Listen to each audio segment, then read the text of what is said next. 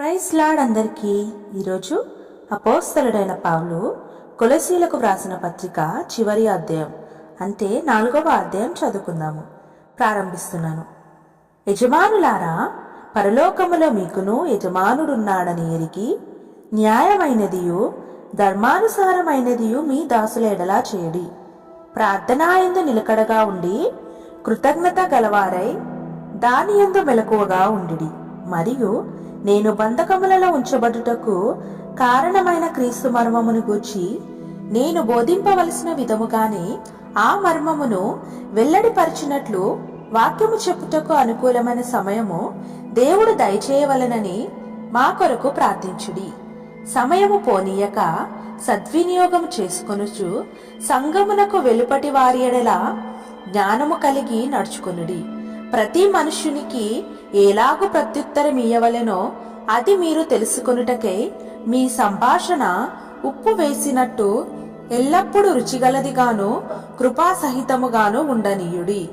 ప్రియ సహోదరుడును ప్రభువునందు నమ్మకమైన పరిచారకుడును నా తోడి సేవకుడైన తూకీకు నన్ను గూర్చిన సంగతులన్నీ మీకు తెలియజేయును.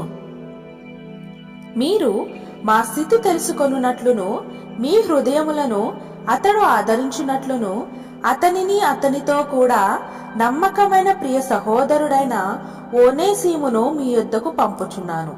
ఇతడు మీ యొద్ద నుండి వచ్చినవాడే. వీరిక్కడి సంగతులన్నీ మీకు తెలియజేతురు. నాతో కూడా చెరలో ఉన్న అరిస్తార్కును బర్నబాకు సమీప జ్ఞాతి అయిన మార్కును మీకు వందనములు చెప్పుచున్నారు. ఈ మార్కును గూర్చి మీరు ఆజ్ఞలు పొందితిరి. ఇతడు మీ యొద్దకు వచ్చిన ఎడల ఇతన్ని చేర్చుకొండి. మరియు యూస్తు అను యేసు కూడా మీకు వందనములు చెప్పుచున్నాడు. వీరు సున్నతి పొందిన వారిలో చేరిన వారు. వీరు మాత్రమే దేవుని రాజ్యము నిమిత్తము నా జత పనివారై ఉన్నారు. వీరి వలన నాకు ఆదరణ కలిగెను.